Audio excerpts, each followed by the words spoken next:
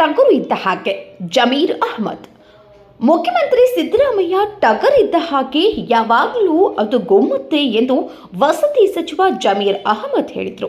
ನಗರದಲ್ಲಿಂದು ಸುದ್ದಿಗಾರರ ಜೊತೆಗೆ ಮಾತನಾಡಿದ ಅವರು, ರಾಜ್ಯ ಭವನ ಚಲೋ ಏಕೆ ಮಾಡ್ತಿದ್ದೇವೆ ಅಂತ ತಮಗೆ ಗೊತ್ತು. ಯಾರೋ ಒಬ್ಬರು ದೂರು ಕೊಟ್ಟ ನಂತರ ಸಿಎಂ ಮೇಲೆ ಪ್ರಾಸಿಕ್ಯೂಷನ್ ಯಾಕೆ ಕೊಟ್ಟರು? ಈ ಹಿಂದಿನ ಕುಮಾರಸ್ವಾಮಿ ಮೇಲೆ ಪ್ರಾಸಿಕ್ಯೂಷನ್ ಯಾಕೆ ಕೊಡಲಿಲ್ಲ ಎಂದು ಪ್ರಶ್ನೆ ಮಾಡಿದ ಅವರು, ಕೇವಲ ಕುಮಾರಸ್ವಾಮಿ ಅಷ್ಟೇ ಅಲ್ಲ, ಜೊಲ್ಲೆ ನಿರಾಣಿ ಮೇಲೆ ಯಾಕೆ ಪ್ರಾಸಿಕ್ಯೂಷನ್ ಅನುಮತಿ ಕೊಡಲಿಲ್ಲ? ಇದು ರಾಜ್ಯಪಾಲರ ತಾರತಮ್ಯ ನೀತಿ ಅಲ್ವಾ ಎಂದ ಅವರು, ಮುಖ್ಯಮಂತ್ರಿ ಸಿದ್ದರಾಮಯ್ಯ ಕುರ್ಚಿ ಯಾರು ಅಲುಗಾಡಿಸಲು ಆಗಲ್ಲ, ಹಿಂದುಳಿದ ನಾಯಕ ಅವರು. ಈಗ ಭಾರತೀಯ ಜನತಾ ಪಕ್ಷದವರ ಆಟ ನಡೀಲಿಲ್ಲ ಅಂತ ಮುಖ್ಯಮಂತ್ರಿ ಸ್ಥಾನದಿಂದ ಸಿದ್ದರಾಮಯ್ಯನವರನ್ನ ಕೆಳಗೆ ಇಳಿಸಲು ಕಾಂಗ್ರೆಸ್ನವರೇ ಮುಂದಾಗಿದ್ದಾರೆ ಎಂದು ಸುಳ್ಳು ಆರೋಪ ಮಾಡ್ತಾ ಇದ್ದಾರೆ ಎಂದರು. ಇಲ್ಲ, ಏನು ಈಗ ನಾನೇನು ರಾಜಭವನ ಚಲೋ ಏನಕ್ಕೆ ಮಾಡಿದ್ವಿ? ಈಗ ತಮಗೆಲ್ಲ ಗೊತ್ತಂಗೆ ರಾಜ್ಯಪಾಲರು ಪ್ರಾಸಿಕ್ಯೂಷನ್ ಮನೆ ನಮ್ಮ ರಾಜ್ಯದ ಮುಖ್ಯಮಂತ್ರಿ, ಎಲ್ಲರಿಗೂ ಮುಖ್ಯಮಂತ್ರಿ. ನಿಮ್ಮ ಮಾಧ್ಯಮದವ್ರಿಗೂ ಅವರೇ ಮುಖ್ಯಮಂತ್ರಿ, ನನಗೂ ಅವರೇ ಮುಖ್ಯಮಂತ್ರಿ, ರಾಜ್ಯದ ಜನಕ್ಕೆ ಮುಖ್ಯಮಂತ್ರಿ. ಅವ್ರ ಬಗ್ಗೆ ಯಾರೋ ಜುಲೈದಲ್ಲಿ 26ನೇ ತಾರೀಕಿಗೆ ಒಂದು ದೂರು ಕೊಡ್ತಾರೆ. ಅಬ್ರಾಹಿಂ ಅಂತ ಹೇಳ್ಬಿಟ್ಟು ಒಂದು ದೂರು ಕೊಡ್ತಾರೆ. ಈಸ್ ಎ ಪ್ರೈವೇಟ್ ಕಂಪ್ಲೇಂಟ್ ಅವನು ದೂರು ಕೊಡ್ತಾನೆ. ಅದೇ ದಿನ ಸಾಯಂಕಾಲ ನೋಟಿಸ್ ಸರ್ವ್ ಮಾಡಿ ನೀವು ಪ್ರಾಸಿಕ್ಯೂಷನ್ ಪರ್ಮಿಷನ್ ಕೊಡ್ತಿರಲ್ಲ ಸ್ವಾಮಿ. ನಾವು ಕೇಳ್ತಾ ಇರೋದೇನೆಂದರೆ, ಅದಕ್ಕಿಂತ ಮುಂಚೆ ಲೋಕಾಯುಕ್ತ ಅವರು ನವಂಬರಲ್ಲಿ, ಅಂದರೆ 8 ತಿಂಗಳ ಹಿಂದೆ ಲೋಕಾಯುಕ್ತ ಅವರು ನಮಗೆ ಕುಮಾರಸ್ವಾಮಿಗೆ ಪ್ರಾಸಿಕ್ಯೂಷನ್ಗೆ ಕೊಡಿ ಅಂತ ಕೇಳಿದ್ದಾರೆ. ಪ್ರಾಸಿಕ್ಯೂಷನ್ಗೆ ಕೊಟ್ಟಿಲ್ಲ. ಬರೀ ಕುಮಾರಸ್ವಾಮಿಗಿಲ್ಲ, ಕುಮಾರಸ್ವಾಮಿಗೆ ಮಾತ್ರ ಅಲ್ಲ, ಜೊಲ್ಲೆ ಅವರಿದ್ದಾರೆ, ನಿನಾರಿ ಅವರಿದ್ದಾರೆ, ಜನಾರ್ದನ್ ರೆಡ್ಡಿ ಅವರಿದ್ದಾರೆ, 4 ಜನಕ್ಕೆ ಕೊಟ್ಟಿಲ್ಲ. ಇದನ್ನ ಯಾವ ನ್ಯಾಯ ಸ್ವಾಮಿ? ಆಮೇಲೆ ಸಿದ್ದರಾಮಯ್ಯದಲ್ಲಿ ಪಾತ್ರ ಏನಿದೆ? ನಿನ್ನೆ ನೋಡಿದೆ ನಾನು, ನಮ್ಮ ರಾಜ್ಯಪಾಲರು ವಕೀಲರು ವಾದ ಮಾಡ್ತಾ ಇದ್ದಿದ್ದು ನಿನ್ನೆ ನಾನು ನೋಡಿದೆ, ಲೈವ್ ನೋಡಿದೆ ನಾನು. ಅದರಲ್ಲಿ ವಾದ ಮಾಡುವಾಗ ಎಲ್ಲೋ ಒಂದು ಕಡೆ ಇದು ಸಿದ್ದರಾಮಯ್ಯ ಅವ್ರದ್ದು ಬೇನಾಮಿ ಆಸ್ತಿಯ ಥರ ಮಾತಾಡ್ತಾಯಿದ್ರು. ಸಿದ್ದರಾಮಯ್ಯ ಈಗ ಯಾರ್ದು ಇದು? ಲಿಂಗ ಅವರು ಜಾಗ 1935ದಲ್ಲಿ ಆ್ಯಕ್ಷನಲ್ಲಿ ₹1 ಕೊಂಡ್ಕೊಂಡಿದ್ದು ಯಾರು? ಲಿಂಗ ಅವರು. ಲಿಂಗ ಅವರು ₹1 ಆ್ಯಕ್ಷನಲ್ಲಿ ಕೊಂಡ್ಕೊಂಡಿದ್ದು. ಅವಾಗ ಸಿದ್ದರಾಮಯ್ಯ ಸಿದ್ದರಾಮಯ್ಯನೇ ಹುಟ್ಟಿಲ್ಲ. 1935ದಲ್ಲಿ ಏನು ಲಿಂಗ ಅವರು DC ಆ್ಯಕ್ಷನ್ ಲ್ಯಾಂಡಲ್ಲಿ ಈ ಆಸ್ತಿಯನ್ನು ಆ್ಯಕ್ಷನಲ್ಲಿ ತೊಗೊಂಡ್ರು. ಆವಾಗ ಸಿದ್ದರಾಮಯ್ಯ ಹುಟ್ಟೇ ಇರಲಿಲ್ಲ. ಲಿಂಗ ಇವ್ರು ಯಾರು? ದೇವರಾಜ್ ಯಾರು? ಲಿಂಗ ಅವ್ರ ಮಗ, 3ನೇ ಮಗ. 3 ಜನ ಮಕ್ಕಳು ಇರ್ತಾರೆ. ಅವ್ರಿಗೇನಾಗ್ತದೆ, ಈ ಭಾಗ ಹೋಗ್ತದೆ. ಅವ್ರು 2004ರಲ್ಲಿ ಮಲ್ಲಿಕಾರ್ಜುನಕ್ಕೆ ಕೊಡ್ತಾರೆ. ಯಾರು ಮಲ್ಲಿಕಾರ್ಜುನ? ನಮ್ಮ ಸಿದ್ದರಾಮಯ್ಯ ಅವ್ರು ಬಾಮೇದ ಮಲ್ಲಿಕಾರ್ಜುನ ಕೊಡ್ತಾರೆ. ಮಲ್ಲಿಕಾರ್ಜುನ ಅವರು ಡಿನೋಟಿಫೈ ಎಲ್ಲ ಮಾಡಿಬಿಟ್ಟು ಅವ್ರ ಅಕ್ಕನಿಗೆ 2010ರಲ್ಲಿ ಗಿಫ್ಟ್ ಕೊಡ್ತಾರೆ. ಆಮೇಲೆ ಸಿದ್ದರಾಮಯ್ಯ ಮುಖ್ಯಮಂತ್ರಿ ಇರುವಾಗ ಅಲಾಟ್ ಮಾಡ್ರ ಇದು ಸೈಟ್ಗಳು. 2021ರಲ್ಲಿ ಬಸವರಾಜ್ ಮುಖ್ಯಮಂತ್ರಿ ಇದ್ದರು. ಬಸವರಾಜ್ ಕಾಲದಲ್ಲಿ ಕೇಳಿ, ಬಸವರಾಜ್ ಅವರು ಮುಖ್ಯಮಂತ್ರಿ ಇದ್ದರು. ಅವ್ರ ಕಾಲದಲ್ಲಿ ಇಲ್ಲ ಇವ್ರಿಗೆ ಅನ್ಯಾಯ ಆಗಿದೆ ಅಂತ ಹೇಳ್ಬಿಟ್ಟು 14 ಸೈಟ್ ಕೊಟ್ಟರು. ಬರೀ ಇವ್ರಿಗೆ 14 ಸೈಟ್, ಇವ್ರಿಗೆ ಮಾತ್ರ ಅಲ್ಲ, ಟೋಟಲ್ 125 ಸೈಡಲ್ಲಿ 125 ಜನಕ್ಕೆ ಕೊಡ್ತಾರೆ ಈ ಥರ. ಅದರಲ್ಲಿ 14 ಸೈಡ್ ಇವ್ರು ಕೊಡೋದಷ್ಟೇ. ಸಿದ್ದರಾಮಯ್ಯ ಪಾತ್ರ ಏನಿದೆ? ಸಿದ್ದರಾಮಯ್ಯ ಎಲ್ಲಿ ಯಾರು ಬರ್ದವ್ರ? ಮುಖ್ಯಮಂತ್ರಿ ಸ್ಥಾನ ಕುರುಳಾಗುತ್ತಾ? ಮೂಢ ಹಗರಣ ಏನಕ್ಕೆ ಆಗ್ತದೆ? ಏನಿಂದ? ಏನೇನು ಇಲ್ಲ ಸರ್. ಈಗೇನಾಗಿದೆ? ಈಗೇನು ಇಲ್ಲ. ಸಿ ಎಂ ಎಲ್ಲಿ ಭಯ ಬಂದವ್ರು? CM ಯಾವ ಟಗರ್? ಆ CM ಯಾವತ್ತು ಟಗರೇ. ಅದು ಭಯ ಬಡೋದು ಪ್ರಶ್ನೆನೇ ಬರಲ್ಲ. ಒಂಥರ ಹುಲಿ ಇದ್ದಂಗೆ ನಮ್ಮ CM, ಒಂಥರ ಟಗರ್ ಅಂತಾರೆ ನೋಡಿ ಅಂತ. ಆ ಥರ ನಮ್ಮ ಟಗರ್ ಅವರು ಭಯ ಬೀಳೋದು ಪ್ರಶ್ನೆ. BJPಗೆ ಏನಾಗಿದೆ? ಅವರು ಸಹಿಸೋಕ್ಕೆ ಸಾಧ್ಯ ಆಗ್ತಾಯಿಲ್ಲ. ಒಬ್ಬ ಬ್ಯಾಕ್ವರ್ಡ್ ಅವರು ಯಾರು ದೇವರಾಜ ಆದಮೇಲೆ ಯಾರೂ ಮುಖ್ಯಮಂತ್ರಿ ಆಗಿಲ್ಲ. ಬ್ಯಾಕ್ವರ್ಡ್ ಕ್ಲಾಸಲ್ಲಿ ದೇವರಾಜ ಸಾಹೇಬ್ರ ಆದಮೇಲೆ ಯಾರೂ ಮುಖ್ಯಮಂತ್ರಿ ಆಗಿಲ್ಲ. ಇವ್ರು 2ನೇ ಬಾರಿ ಮುಖ್ಯಮಂತ್ರಿ ಆಗಿದ್ದಾರೆ. ಇವ್ರ ಪಾಪ್ಯುಲಾರಿಟಿ ಸಹಿಸೋಕ್ಕಾಗ್ತಾಯಿಲ್ಲ.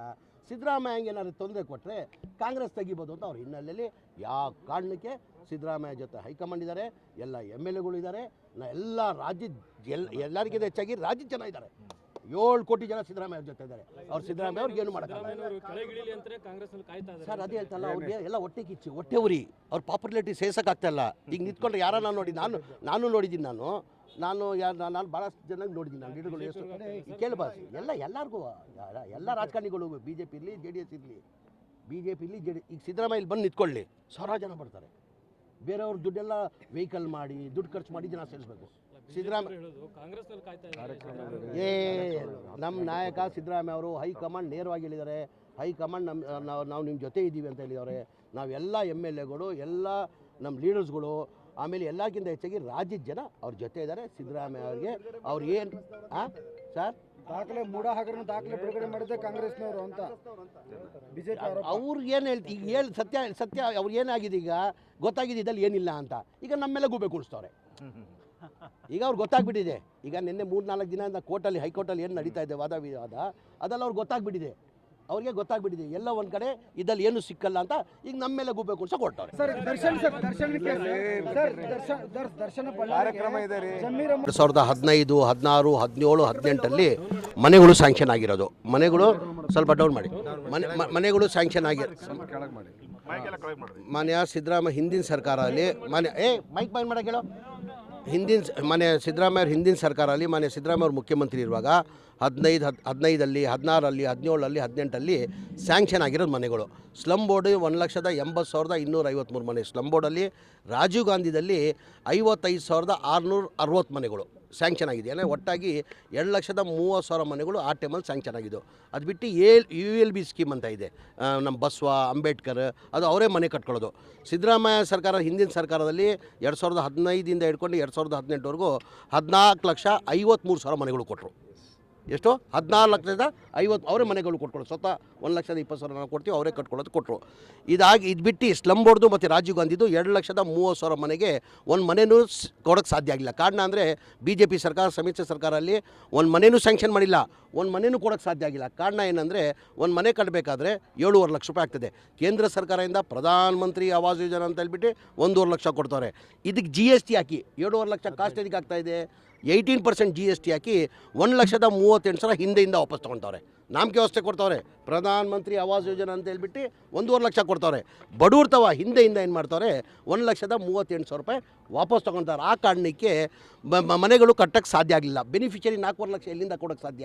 ಟೋಟಲ್ 2,30,000 ಮನೆಗೆ ಬೆನಿಫಿಷರಿ ಪೇಮೆಂಟ್ ಬರಬೇಕಾಗಿದ್ದು 9,400 ಕೋಟಿ ಟೋಟಲ್ ಒಟ್ಟಾಗಿ ಎಷ್ಟು ಬಂದಿದೆ? ಟೋಟಲ್ 8 ವರ್ಷದಲ್ಲಿ ಬರೇ ಬಂದಿರೋದು 310 ಕೋಟಿ ಬಂದಿತ್ತು. ನಮ್ಮ ಸರ್ಕಾರ ಬಂದಾದಮೇಲೆ, ಮಾನ್ಯ ಸಿದ್ದರಾಮಯ್ಯ ಅವರು ಮುಖ್ಯಮಂತ್ರಿ ಆದಮೇಲೆ, ನಮ್ಮ ಚೇರ್ಮನ್ ಆದಮೇಲೆ, ಸ್ಲಮ್ ಬೋರ್ಡ್ ಚೇರ್ಮನ್ ಪ್ರಸಾದ್ ಹಬ್ಬ ಅವರು ಆದಮೇಲೆ, ನಮ್ಮ ಗಮನಕ್ಕೆ ಬಂದಾದಮೇಲೆ ನಮ್ಮ ಮಾನ್ಯ ಮುಖ್ಯಮಂತ್ರಿ ಗಮನಕ್ಕೆ ತರುವ ಅಂತ ನಾವಿಬ್ಬರು ಕೂತ್ಕೊಂಡು ಮಾತಾಡ್ವಿ. ಹಂಗೂ ನಾವು ಮಾತಾಡ್ಕೊಂಡ್ವಿ ಇಬ್ಬರು. ಹೆಂಗಪ್ಪ ಗಮನಕ್ಕೆ ತರೋದು? ಇದು 5 ಗ್ಯಾರಂಟಿದು ಕನಿಷ್ಠ 55,000 ಇಂದ 60,000 ಕೋಟಿ ಆಗ್ತದೆ. ಇದೆಲ್ಲ ಮನೆಗಳು ಕಟ್ಟಬೇಕಾದ್ರೆ 9,400 ಕೋಟಿ ಬೇಕಾಗ್ತದೆ. ಹೆಂಗೆ ಮಾನ್ಯ ಮುಖ್ಯಮಂತ್ರಿ ಕೇಳೋದು? ಮುಖ್ಯಮಂತ್ರಿ ಒಪ್ಕೊಳ್ತಾರೋ ಇಲ್ಲೋ ಅಂತ ಧೈರ್ಯ ಮಾಡಿ ಮುಖ್ಯಮಂತ್ರಿ ಗಮನಕ್ಕೆ ತಂದ್ವಿ ನಾವು. ನೋಡಿ ಸರ್, ನಿಮ್ಮ ಕಾಲದಲ್ಲಿ ಮನೆಗಳು ಸ್ಯಾಂಕ್ಷನ್ ಆಗಿದ್ದು, ಅದಾದಮೇಲೆ ಒಂದು ಮನೆಯೂ ಕೊಡೋಕ್ಕೆ ಸಾಧ್ಯ ಆಗಲಿಲ್ಲ, ಒಂದು ಮನೆಯೂ ಸ್ಯಾಂಕ್ಷನ್ ಮಾಡಿಲ್ಲ.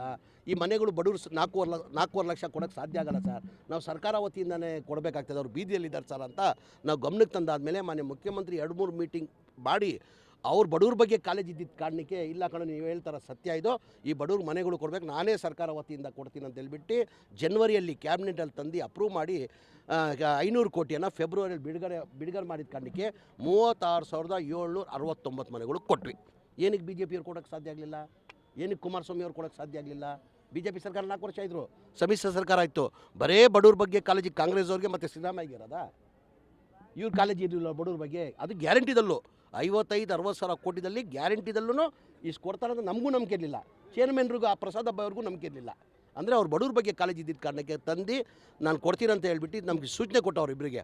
ಅದು ಏನು ಮಾಡ್ತೀರೋ ಗೊತ್ತಿಲ್ಲ, ನಾನು ದುಡ್ಡು ಕೊಡ್ತೀನಿ, ನಾನು 1 ವರ್ಷ ಒಳಗಡೆ ಈ ಮನೆಗಳು ಕೊಡಬೇಕಂತ. ಈಗ ಆಲ್ರೆಡಿ 500 ಕೋಟಿ ಕೊಟ್ಟಿದ್ದಕ್ಕೆ 36,790 ಮನೆ ಕೊಟ್ಟಿದ್ದೀವಿ.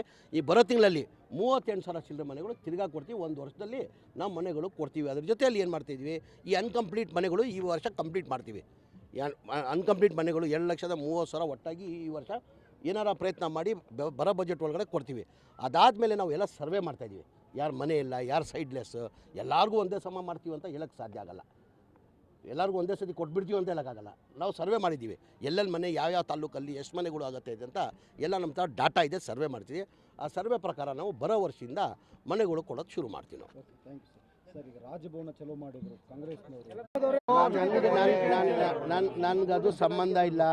ಅದು ಪೊಲೀಸ್ ಇಲಾಖೆಯವ್ರು ತೀರ್ಮಾನ ಮಾಡಿ ಅವ್ರು ಮಾಡಿರೋದು. ತಮಗೆಲ್ಲ ಗೊತ್ತಿದೆ, ಮಾಧ್ಯಮದಲ್ಲೇ ತಾವು ತೋರಿಸಿದ್ದಾರೆ. ಹೌದು, ಯಾವುದೋ ಒಂದು ಫೋಟೋ ಇದ್ದಿದ್ದ ಕಾರಣಕ್ಕೆ ಲಾಂಜಲ್ಲಿ ಕೂತ್ಕೊಂಡು ಕಾಫಿ ಸಿಗರೇಟ್ಸ್ ಇದ್ದಿದ್ದ ಕಾರಣಕ್ಕೆ ನಿಮ್ಮ ಮಾಧ್ಯಮದಲ್ಲೇ ದೊಡ್ಡ ಒಂದು ವಾರ ಒಂದು ಇಶ್ಯೂ ಮಾಡಿದ್ರೆ ಅದು ಆ ಹಿನ್ನೆಲೆಯಲ್ಲಿ ಪೊಲೀಸ್ ಅವ್ರು ಮಾಡಿದ್ರು. ನಾವೇನು ಮಾಡಿದ್ರು? ಬಳ್ಳಾರಿ ಉಸ್ತುವಾರಿ ಸರ್, ಹಿಂಗಾಗಿ ಅವ್ರು ರಾಜ್ಯಕ್ಕೆ ತಗೊಳ್ಳಿಕ್ಕೆ ಅವರೇ ಅಲ್ಲಿ ಕರ್ಕೊಂಡು ನಾನು ಉಸ್ತುವಾರಿ ಮಂತ್ರಿ, ಜಿಲ್ಲಾ ಉಸ್ತುವಾರಿ ಮಂತ್ರಿ ಆಗಿರ್ಬೋದು. I am not A DG. ನಾನು ಬರೀ ಜಿಲ್ಲಾ ಉಸ್ತುವಾರಿ ಮಂತ್ರಿ.